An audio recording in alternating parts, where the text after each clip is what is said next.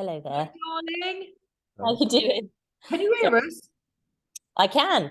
Oh, wonderful. You look fabulous. That's because I was karaokeing last night I and know, I I haven't know. changed. What's the time where you are in Vancouver Island now? It's 10 a.m. I Oh, should have good got my morning, shit darling. together. Good morning, darling. I'll just introduce you. This is Francis O'Neill.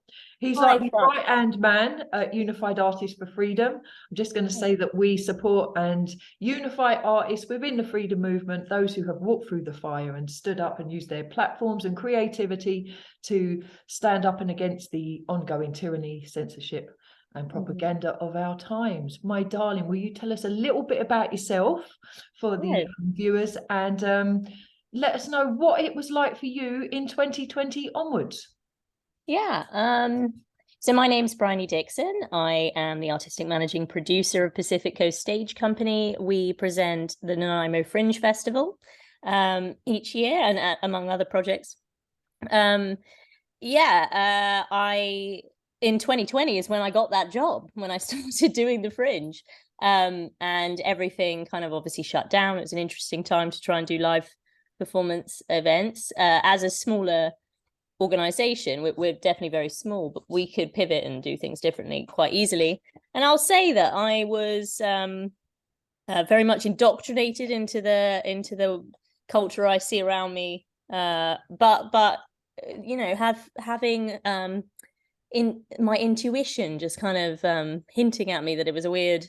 I thought it was adulting. Like, why don't I have a sense of humor anymore? You know, all these kinds of. And I'd moved from England to Canada, and it hadn't quite clicked with me that it might be a cultural thing.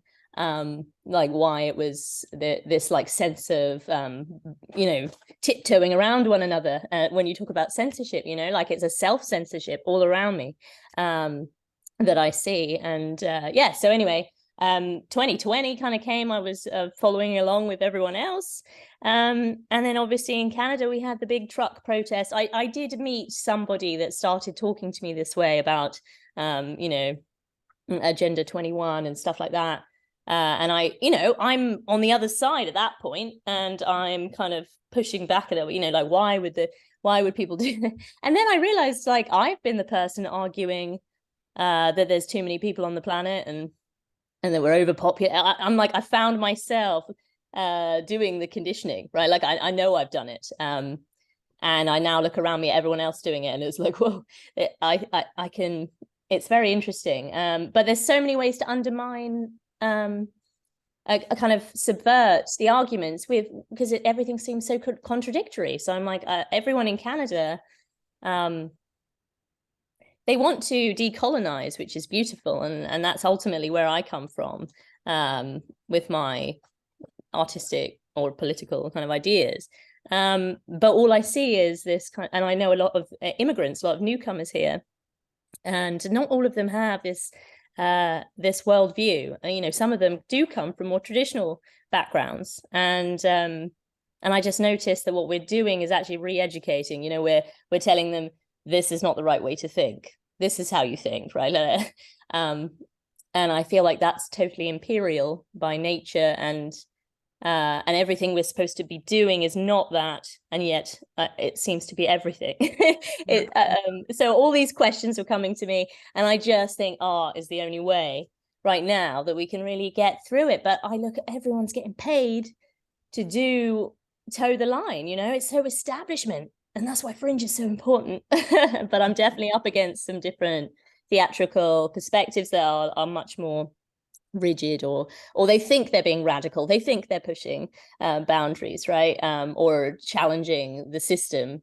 And I'm like, that's why I know we're coming at it from the same perspective, and I get hopeful that we'll make ground with what we're doing and what you're doing, because we do want, and there's just a misunderstanding, a purposeful censorship that's keeping us separated so that we don't see this common ground, but it exists.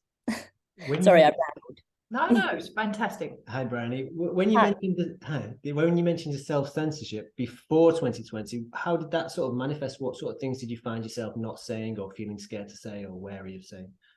Oh, certainly things I still sense it now. Like the main one that I hesitate to bring up is the gender conversation, right? Because and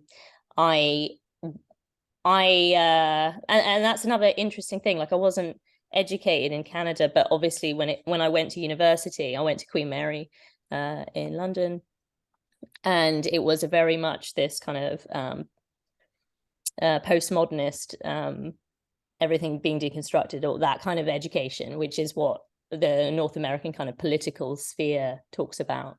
So I was around it a lot from that point, you know, non-binary conversation, talking about Judith Butler, talking about gender being performative, you know, all of these kinds of things. So I knew all the arguments that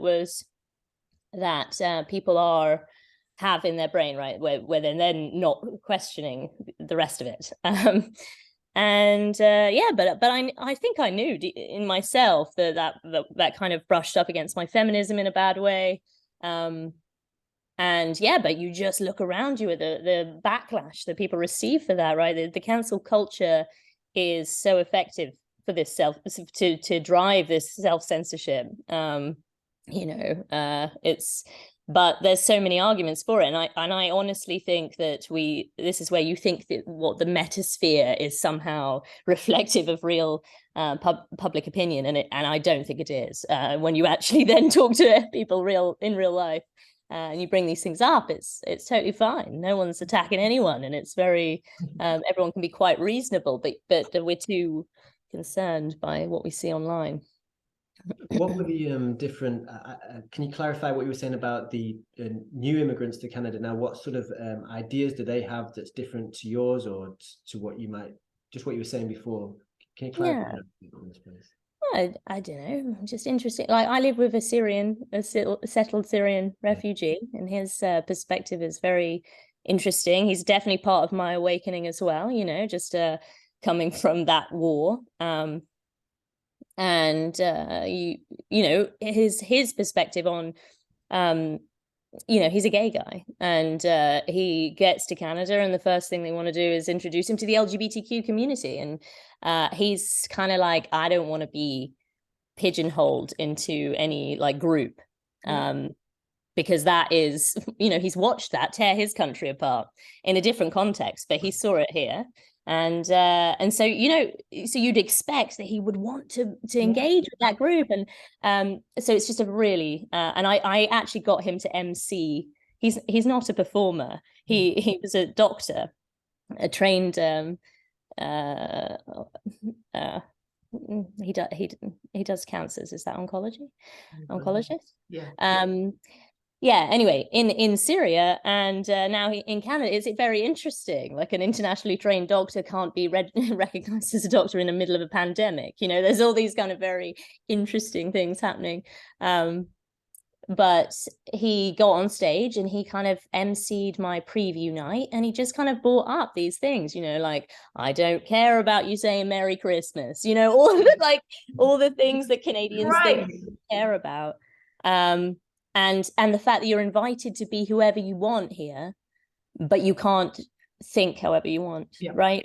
And that's not really a free society. I when the truckers were protesting in Canada, there was so many, you know, I know a lot of the kind of intellectual keyboard class here, and they just disregarded it. You know, they didn't look into it at all because it wasn't affecting their lives. And when it was picked up in the media here, it was just completely smeared.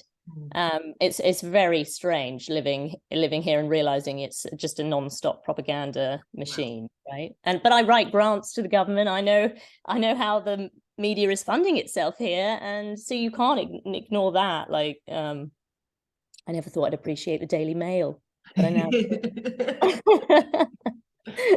Oh, what was that about the him being a trained doctor and not recognized? Why was that?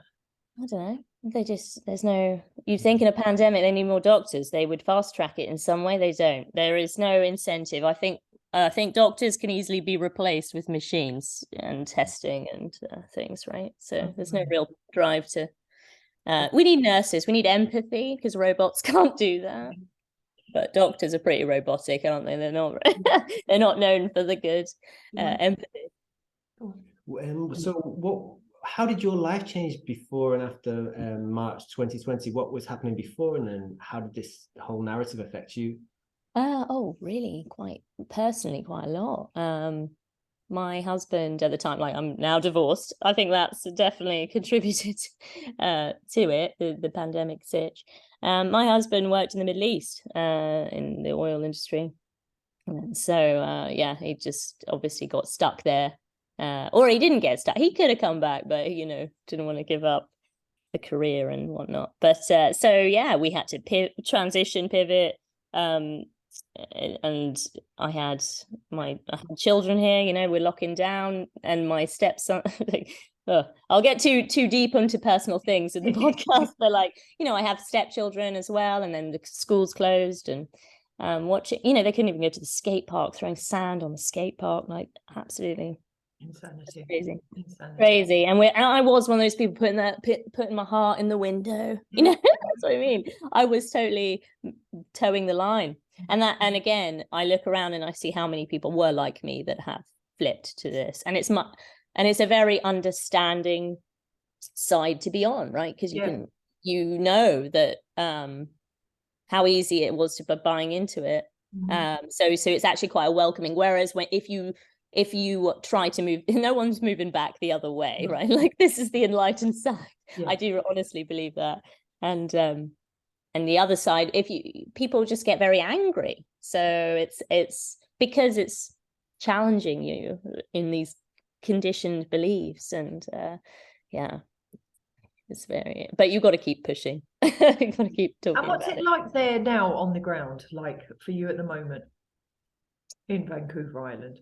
Yeah, I mean, people are, I'd say, sleeping. Vancouver Island is a specific demographic of Canadian life. People retire here, very mild climate, kind of like Britain. So in terms of community, you know, like people host, and I'm one of them. Like, I host people to visit because it's the place you want to go on holiday. And I noticed that taking up a lot of time instead of investing in the new community. It's like people have come here to retire or whatever it is, and so it's harder to build actual sense of community.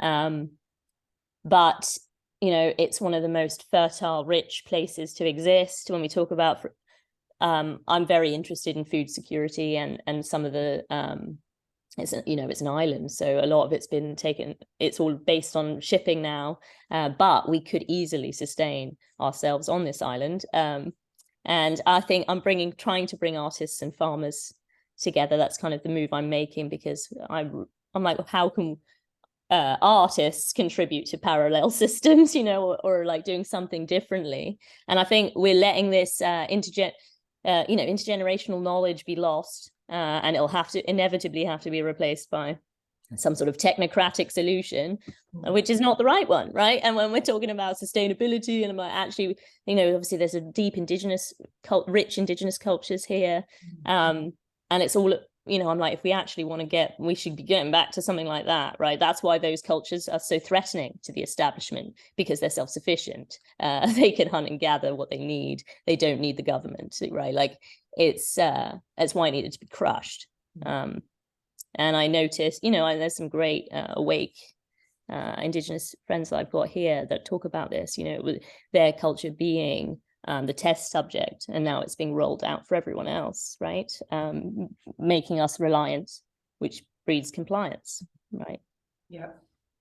So that perspective too, the indigenous, but they're distracting in Canada with that, right? They're talking about reconciliation, which is great, but it's I notice about Canadian culture, I will say, that everything seems very superficial, you know, then it's just lip service, nothing genuine. When you try and dig deeper and get into something to see what that really means, it's just, you know, it falls apart.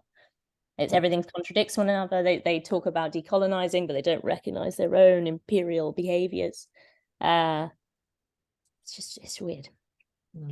So how, as an artist, has this been affecting you and your creativity and what you do? I don't feel like I've made any art, right? Like, because through this whole time I've been more of a presenter, but I don't feel like I could have made art And then maybe that's actually quite an interesting, I didn't think about it like that, because you just don't feel safe to express, right? Like in this kind of culture. But I now look at what having, and that's why I went to, sorry, I'm like kind of veering, but I went to a Canadian Association of Fringe Festivals conference. Yes. And they were talking about, one of the main guiding principles of Fringe is that the artistic freedom of the participants in the festival is unrestrained.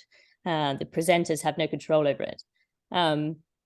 But that was up for negotiation in this conference. We began this conversation in 2019. This was written in 1996. It must be outdated. And and obviously all the talk about safe spaces and inclusivity.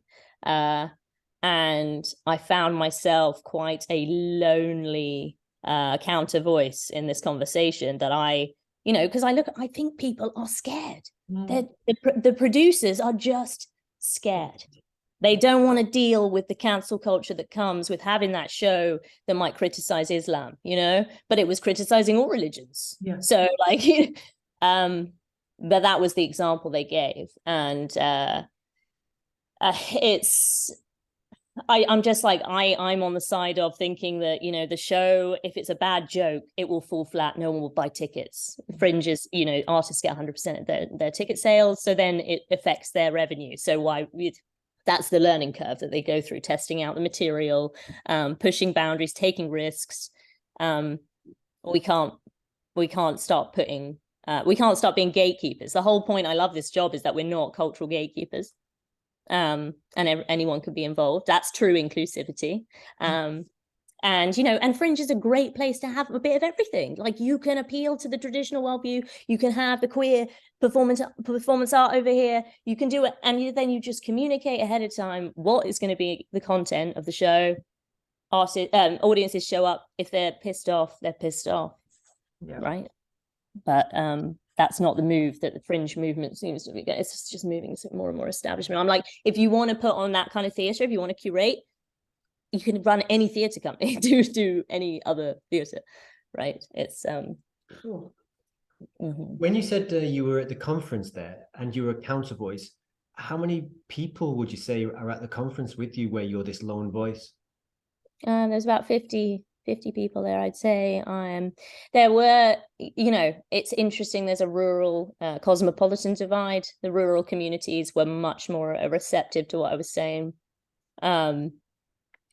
There was the Canadian Association of Fringe Festivals actually includes some US fringes as well. So like Tampa in Florida was there, Orlando, a place, just a small town outside of Chicago, San Diego, and New York. And I had some challenging conversations with them about what America is doing in geopolitical circles, about the war, bringing up, they try to tell me we don't invade our neighbors. And I'm like, oh no, you just go liberate other countries, right? Like, that's what you do.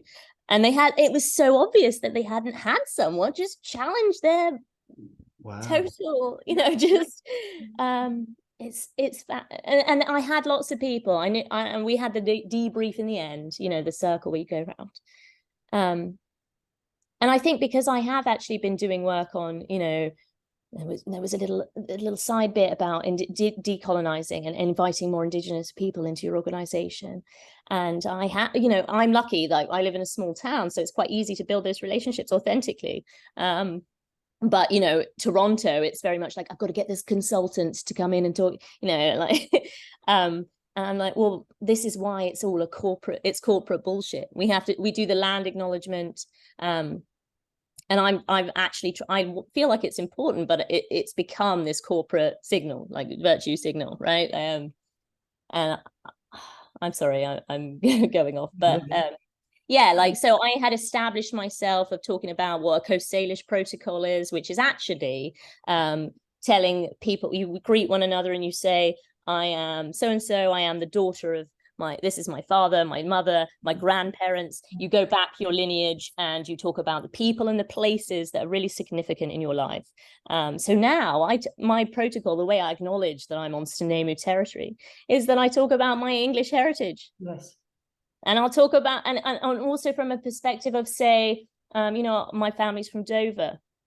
And, that being historically a colonial, like Viking, Romans, everyone coming in, that's the way you come in and invade England, right? And so I kind of talk about it from that perspective, which is a history of England that no one appreciates in the colonial, kind of post-colonial world.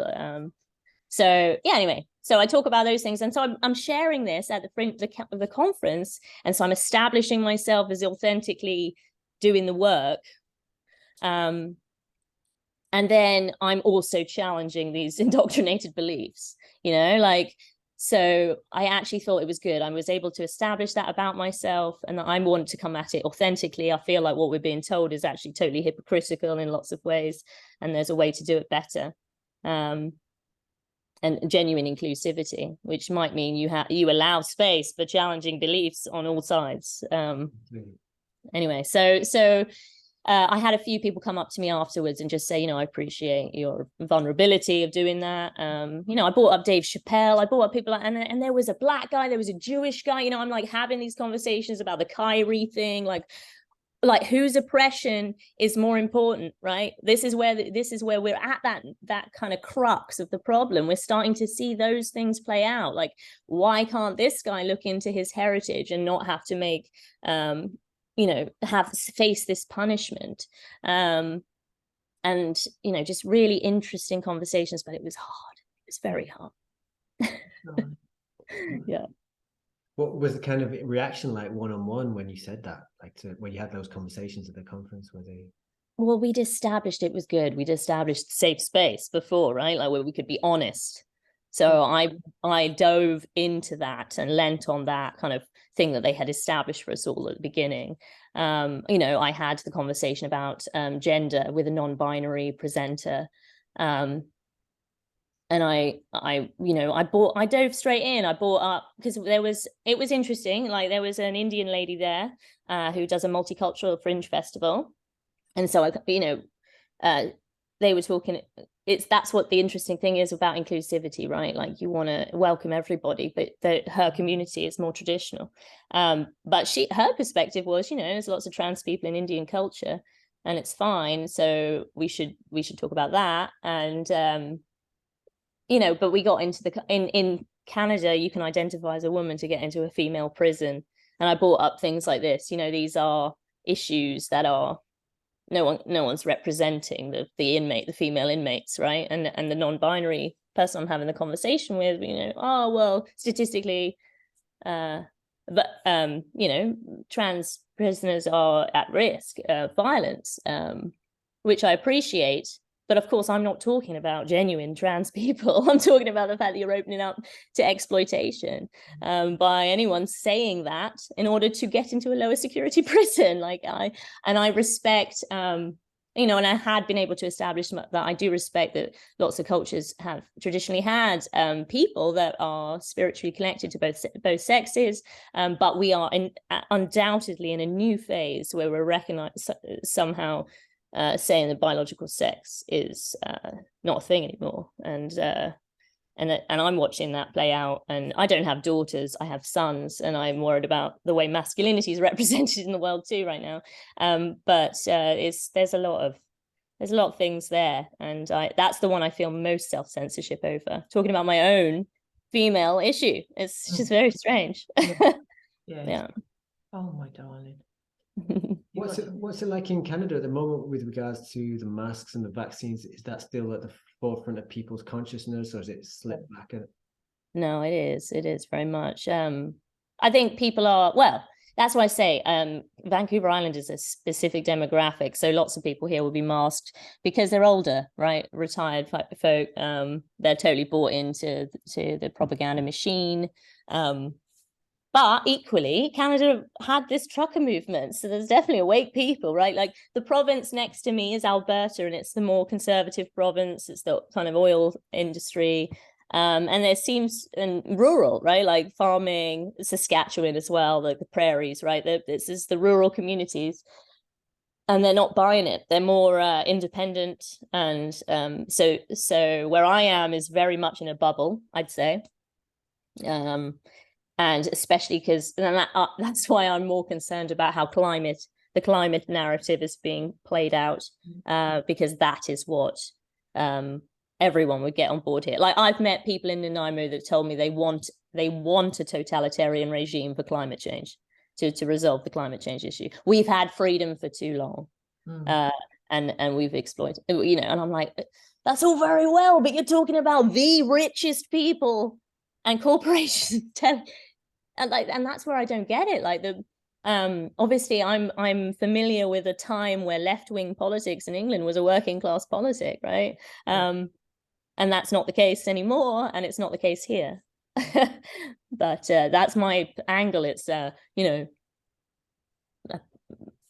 I want to be there needs to be some sort of recognition that the people driving all this are the richest people, and it's for their interests, not ours.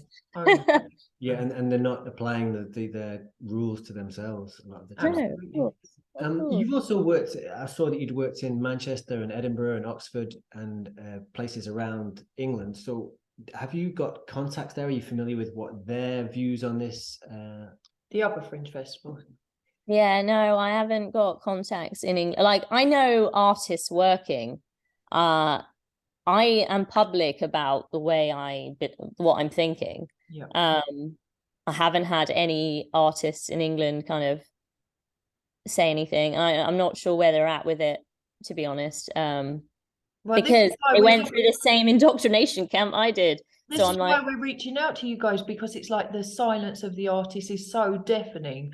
I mean, nobody's saying anything. So, you know, to speak to you and to the others that we're putting on this tribe, so to speak, within the freedom movement is so important, because it will give others courage to speak out if they're feeling the same way as us, but have been in that fear vibration where they're scared to say something. So there's two things why we're doing this. One is to share your stories so people can find comfort if they're isolated or, you know, don't have, you know, any kind of outreach or anything, and also to promote courage to stand in your truth and to speak your truth and to question everything. And it's fine to say that. It's still fine to say that, right?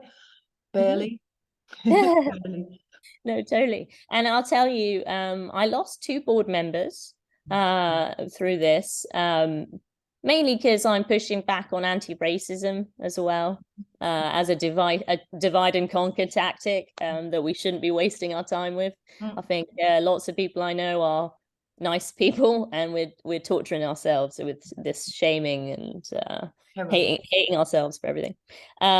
So I've been pushing back on that. So I lost 2 board members, but through like, you know, I watched a show when I was, I'd say, asleep, and when I was suddenly coming around to this new perspective, I remembered that show, and I got in touch with that artist, and I was like, you're knowing what's going on, aren't you? Like, and I had her over, and she's now on my board, right? So and she bought someone else, and so you stay to your principle, because that's what I mean about everything is superficial and inauthentic. Like, if you are the principled person that stays true to those fundamental beliefs or whatever it is, and you don't waver in it, because everyone is happy to abandon their principles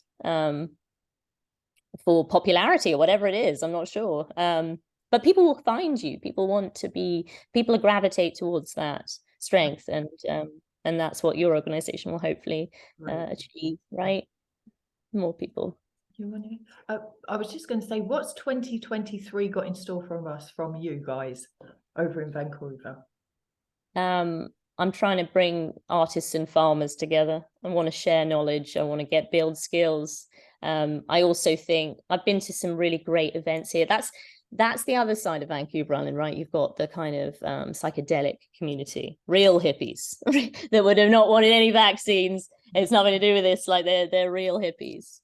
And so I'm building those connections because and they're environmentalists, right? They do want what's best for everything. And I'm like, that's the common ground. That they're the common ground. So I'm trying to work with them. I'm hoping to there's some little farming kind of organizations here in town that train people and obviously they need people, right? They need capacity. So my artists could help with that.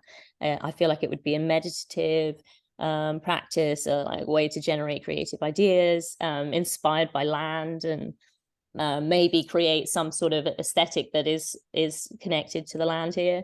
It is a truly decolonized practice. Getting back to that, I want to facilitate lots of workshops with like that, foraging and things like this, natural medicines. And hopefully then the artists will create work and those farms can become venues to present the work, is the idea. Because I've been to a few farm festivals and they were just awesome, where they had artists there and food, and it was great. I want to build parallel systems in whatever way I can, and I feel like that's the way I can. That's the way. You mentioned before about how your principles draw people of like mind to you. Can you expound on a little bit on what the principles you're referring to are, please? I'd say the classical liberal ones, like freedom of choice, bodily autonomy, tolerance of other religions. I think wokeness and what we're going through is a religion of its own kind. You get rid of God. I'm not religious, but I'm now suddenly noticing how religion has helped people to have a moral authority greater than their government, right? So I'm like, it might be a good thing. Like I want to get back to that kind of thing, really, and demonstrating what tolerance means, and that means being tolerant of people you disagree with. And so just modeling that strength. We had the conversation about Twitter and the censorship and this freedom conversation, artistic freedom conversation with my board at the AGM this week, because I wanted to bring it up so that I could go to these meetings with the CAF people, the Canadian Association of Fringe, and really advocate for creative freedom over what they're suggesting. And everyone. It's such a crucial time. Like, I don't know how you can see what's going on with censorship and not think that we need to preserve some sort of space for that. So everyone was on board with me pushing the freedom thing. So, but we're a small town, and that's what I mean. Like, we're a small festival. So I feel like we can fly under the radar for a while. The bigger festivals are so much more captured. Great. Yeah, Edinburgh, I'm sure is. Oh yeah. Yeah. Right. I think we're just going to have to wrap this up now. We've got a few minutes left. I just want to thank you and let you know once it's all uploaded, I'll send it over to you and you can share it however you want, my darling. And it's just lovely to speak to you and hear your story and where you're at over there in Vancouver, and we'll keep in touch. Is there anything you haven't said that you'd like to say? Anything you can say? We have an international category in our festival, so if you want to come. Oh yeah, we'll be over. When is it? What's the date? August 10th to 20th. Okay, you never know. In 2020. You never know. You never know. Yeah, I mean, we're a small little town, but that's what I really would love to see artists challenging what's happening. Absolutely. Well, we'll definitely keep in touch, and thank you so much, Bryony. Yeah, thank you very much for standing up and being brave enough your courage. Publicly speak out, especially given we understand it's been quite difficult in Canada and maybe more difficult where you are because of the demographics. So yeah, it's really great and inspiring that you're doing so, and hopefully you'll inspire others. It's helpful, right? When I'm new, so I don't have these deep ingrained connections with the community. It kind of doesn't bother me if I stick my neck out. So I do think that the more newcomers and immigrants talk up, and there was a lot in the trucker protest. And coming from England, when I know how Eastern Europeans are treated, right? And here in Canada, it's like it's just all about whiteness. You're just white people, and I'm like, but they've come from a pretty shitty place. They've got some really valid perspectives on what we're moving towards, and no one was listening. So God. Yeah, just keep an open mind, because that's what we've lost. we've lost these open minds to just, even if people are saying what you think might be crazy, give them a listen. Yeah, we've lost the capacity to have open discussions about anything. Mm-hmm. Especially Under the guise of inclusivity, which is so strange. That's what I mean. I'm like, we supposedly are this hugely tolerant society, but it's not at all. Very. all right. Well, thank you very much anyway. And Please keep doing all the great stuff you're doing, and I'm really excited to see these organizations emerging out of this. We are entering into a new renaissance. I'm convinced of it. Absolutely. Yeah, Thank we you are. so much, Bryony. I'll be in touch. Lots of love to you. Bye-bye. Enjoy Thank you. my Bye-bye. darling. Bye. Bye. Bye.